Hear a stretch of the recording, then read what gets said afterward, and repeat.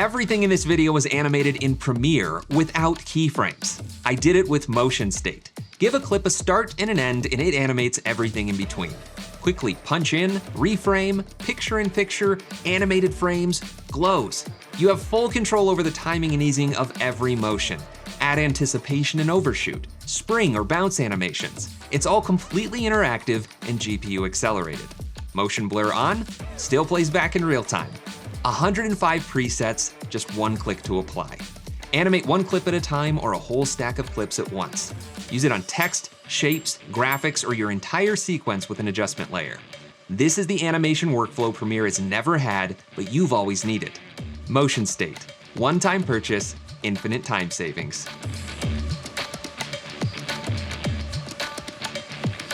Now I want to show you just how quick and easy it is to start using motion state to animate in Premiere without using any keyframes. So what I've got set up here is footage of me, a screen recording, and then this animated keyframe background underneath it. And I want to get all three of these clips working together. Now motion state is a GPU accelerated effect. You'll find it in the Jake in Motion category of your video effects once it's installed. And you can drag it out to a clip to immediately apply it. But it also comes with an extension that acts as a preset browser with really quick to view previews of the 105 bundled presets. It's really easy to make your own, export, import to share them with other people, as well as manage the effect. We're gonna look at all of this, but let's start with just the main effect controls. So these are the native controls on the effect in the effect controls panel. By default, if I press the space bar, we're just gonna get this gentle push in to 115% with this nice easing curve. So that's what we're seeing. It's playing back in real time. It doesn't slow down my editing whatsoever. Let's go into the transform controls so I can explain what's going on. If you're new to state-based animation, just think of having two sets of keyframes for every single one of the properties that you see in this effect at the start of the clip and 1 second in, or however long we set the transition duration. And let me show you what I mean by that. We've got position A and B, scale A and B. Every single property in the effect will have an A and a B value. So if I go forward to where we see this little zoomed in state, I can grab the scale B and maybe increase the scale. And then I could grab the position B and I could drag it down. So now it's free-framed onto my face. That's probably a little close. I'm gonna just reframe it a little bit more. And now we're gonna animate between those A values and those B values, or the A state and the B state, according to what we have set up in the transition section. This is where we set the timing and the easing for the animation. By default, the duration of the transition is 1 second long, but I could increase that to 2 seconds, and now that animation plays a little bit more slowly. Or I could go to 0.5 seconds and it'll go faster, and that's a much snappier transition. Let's make it feel a little bit more natural by enabling the motion blur, and I can play this back again in real time. I'll just scrub back to where we were, where we can see that nice smooth motion blur. It doesn't take any extra time to render this. I want to point out that I'm recording my camera, my screen, running Premiere, and motion state all on the same GPU. It's an 8GB RTX 3070 Ti, pretty modest by today's standards, but it's not even blinking, no dropped frames. And I even tested this thoroughly on my MacBook Air M1 16GB model, and it still did not drop any frames. This is 4K footage on a 2560 by 1440 sequence. It renders so incredibly fast. It's a lightweight effect, and it's just so responsive. So keep that in mind as you see me working with motion state. Now let's customize some of the timing and the easing. So the duration, I'm just gonna reset that back to 1 second, and the next property is delay. So if you didn't want this to happen at the start of the clip, you could delay it by, say, a second, and then it will play for a second before doing that 1 second transition. That's one way that you can control the timing. I'll reset that back to its default, but we can also change how that transition is aligned to the clip. By default, it's aligned to the clip start or the in point, but we could change that to the end point. So let me do that and then zoom out, and we'll see that transition is now happening at the end of the clip where the out point is. I could also change that to be the entire clip's duration, and now it's going to transition over that entire length of that clip. So you can now control the timing of that transition just by changing the length of that clip. So if I split it maybe right here, now it's going to happen just between these 2 points. And then I could go forward to this clip where it's gonna reset that animation and replay it again, and maybe change the alignment to clip start, and then change the mode. So this is where we're transitioning from A to B, but I could change this to B to A. And now we're going to, over the duration of the first clip, transition from A to B. And then on this second clip, transition back from B to A. So you can change that direction. You can even go from one state to the other and then back again, ABA or BAB. We can hold the values so it doesn't animate at all, or we could even turn on this transition progress where you can manually control the transition at any point along that clip. And all of these modes use the same easing curve, which we control right here. And this is where it gets really fun because there's a fully featured graph editor that controls that easing curve between all of those animated properties.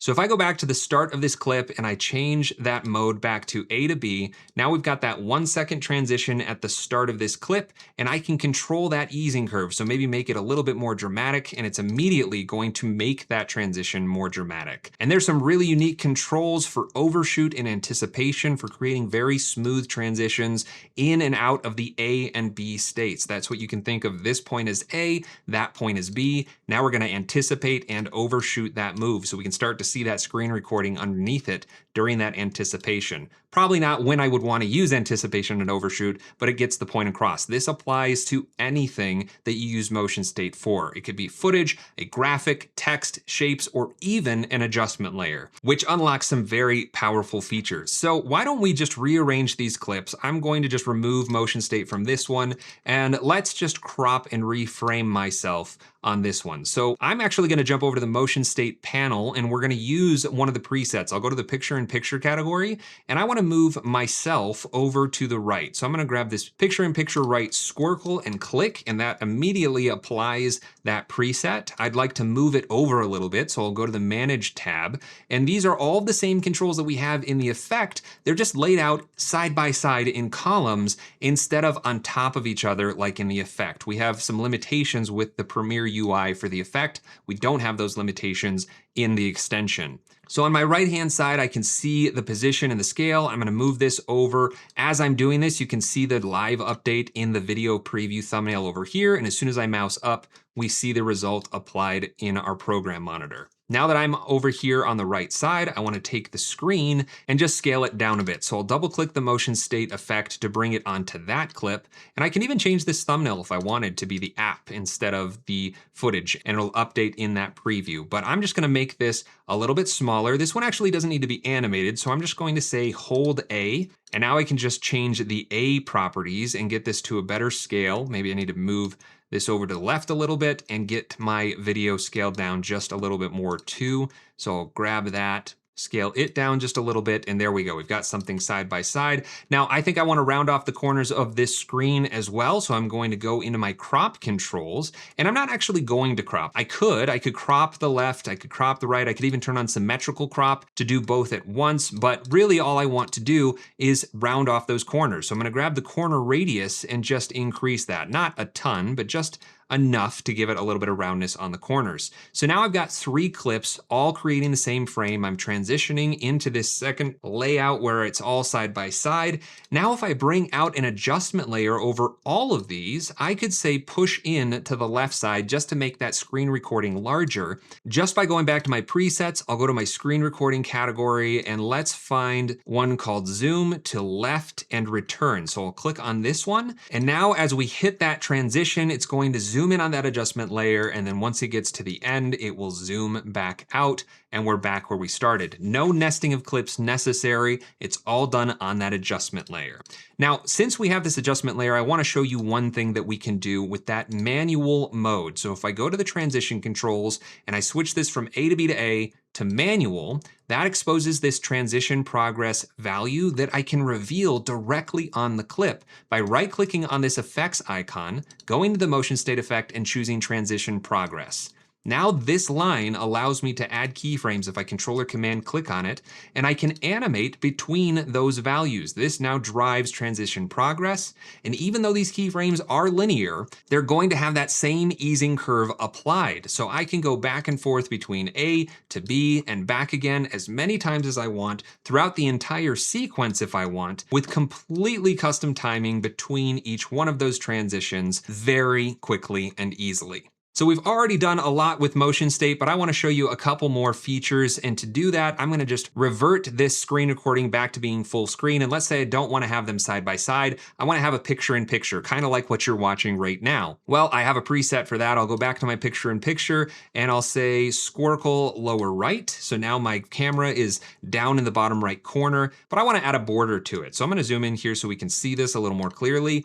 Go into the manage and find the stroke controls. So if I go into stroke, I can enable that for B, and I have some great controls for how this looks. So maybe I want to make it bigger, I could increase it, I could change the colors, I could change the angle of that gradient. I could even animate it. So if I turn this cycle speed up to say 10, you'll see this more clearly. That is kind of phasing through the cycle of the gradient on top of that stroke. I can even make it glow, which will give me extra glow controls. I can maybe make it a little bit more intense, increase the size a little bit. Maybe I'd want to turn the actual stroke size down to something smaller. You can really customize and overdo a glow very quickly, but I just want to show off the level of control that you have over that stroke. And this animation is based on the sequence time, not the clip time. So if you have edits throughout clips that are using the same mat, they will be completely seamless between cuts. In addition to the stroke, we also have the option to enable a drop shadow. These have familiar drop shadow controls. You can adjust the color, the opacity, direction, distance, and softness, and it's all super fast to render. And just like every other property, it interpolates between the first state and the second state seamlessly, always following that easing curve that you set in the transition. So motion state is fantastic for doing all of this kind of moving things around, reframing, adding mats and effects, but it's also great for things like slideshows. I've added in some Ken Burns presets, so you can just do some nice pan and scan stuff, push in and out really easily, but it's also great for just animating things, for revealing graphics like these logos. So I'm gonna go to the graphics collection and I want to find, let's say, the spring up. I'm gonna apply that to all three of these at once, and now they all bounce up into view. So let me just stagger their endpoints a little bit, and just by offsetting their endpoints, they now animate in staggered without having to adjust any keyframes because it's all based on that endpoint. But let's say I want to customize that motion a little bit. I'll go into the Manage tab. I see the preview of that animation right here, and I want to just completely change it. Instead of springing up, why don't we have it bounce into place? And instead of coming from the bottom, let's have it drop in from the top. So I'm going to go down to my A state position and drag this up. I'm seeing that preview update right here, and as long as I get that all the way off the screen, it should be mirrored up here. It looks like I need to go a little bit further, so I'll just drag that up until it's fully off the screen right there. And now that's going to drop into place. I think that's going a little bit too fast, so I'm going to increase the duration to 1.25 seconds. And then I'm going to control the bounces a little bit. Let's change the hang time so it hangs a little bit more, maybe have just a slight more of a height decay and see what that looks like. Very nice. Now I want to copy this to the other two logos. So I'll just use this copy paste attributes feature, which copies all of the attributes of the selected clip's motion state instance. But then you could selectively paste it. I want to paste everything, but I could just paste the transform or crop, stroke, shadow, and I could even paste between states. So if I wanted to transfer the A state of this clip to the B state of this clip, or any of these other combinations, that's what these are all for. But I'm going to select both of these clips since that's copied in memory and then just paste all. And now all three of those should have that same drop-in motion. That's great. And now that all three of these instances are identical, I could even use the batch update feature to update all three at once. So I could say find matching, and motion state is going to find all of the clips in this sequence that use the exact same parameters and store it in memory. And now I could say, I don't want 3 bounces, I want 2 bounces, and then click update matching, and now all 3 of those are going to bounce twice instead of 3 times. I could even select all of the same instances just so I could quickly maybe change their label color or remove the motion state effect very quickly. So some really great utilities inside of the motion state extension that we don't have access to within the effect, but they both work side by side really well together. You can use the effect controls or you can manage it right in the extension. I use both of them, but I probably do most of my editing here in the extension. Now, really quickly, I just want to point out that it does work on text as well. So if I grab another preset like Spring Up, that text is going to animate up just fine, but I want to point out, if I go into the effect controls and I delete the motion state effect and I drag it out instead from the effects panel at the bottom, that's going to place it below the text object, and this is true for shapes as well. Nothing will happen if this is below the object. It has to be above, and that is automatically placed for you if you double-click the effect or if you apply a preset from the extension. Just know that if it's not responding, that's probably why. But we can very quickly create text animations just as easily using these presets, modifying them a little bit. You can edit any of the presets, duplicate them, favorite them, and they'll show up in your favorites list, add them to your own collections, create custom collections, hide the sidebar if you don't want to see them. I tried to make this tool as useful as possible for my own workflow, and it has completely changed the way that I make my videos. And I really think that it's going to make a big difference in a lot of Premiere editors' lives. There's a launch sale going on for Motion State for the rest of the month of July, so if you're interested in it, I'd highly recommend that you click the link in the description or the card above while that sale is still active. Thank you so much for watching this video. I hope you have a fantastic day, and I'll see you in the next one.